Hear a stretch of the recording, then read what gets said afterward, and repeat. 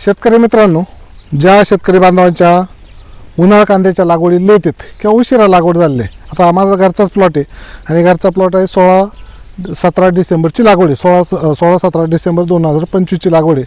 आज आहे 14 जानेवारी 2026 संक्रांत, म्हणजे साधारणपणे 1 महिन्याच्या आसपास झालं आहे. तणनाशक कुठलं फवारायचं बऱ्याच शेतकरी बांधवांच्या कमेंट येत आहे आणि त्या तणनाशकाचा परिणाम कांदा साठवणुकीवरती नाही झाला पाहिजे.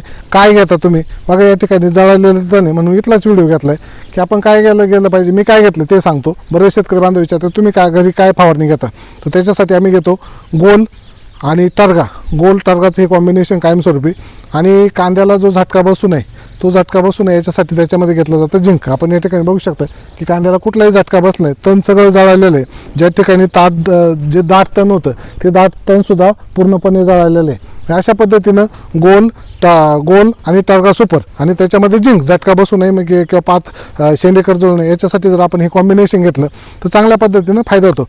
बरेच जण म्हणले की तुमचा जो लेट जो प्लॉट आहे तो लेट प्लॉट दाखवा, तर या पद्धतीनं हा प्लॉट आहे. या पद्धतीने तुम्ही गोल आणि टर्गा आणि झिंकचे रिझल्ट बघू शकता. अतिशय उत्तम पद्धतीनं या ठिकाणी एवढं दाट गवत होतं तरी ते पूर्णपणे जळालेलं. 1 महिना झालेलं साधारणपणे 17-18 दिवस 20-21 दिवसापर्यंत आपण फवारणी घेऊ शकतो. म्हणजे 15 दिवसाच्या पुढं ते 21 दिवसाच्या आतमध्ये ही फवारणी घेतली तर एकदम बेस्ट रिझल्ट येतात.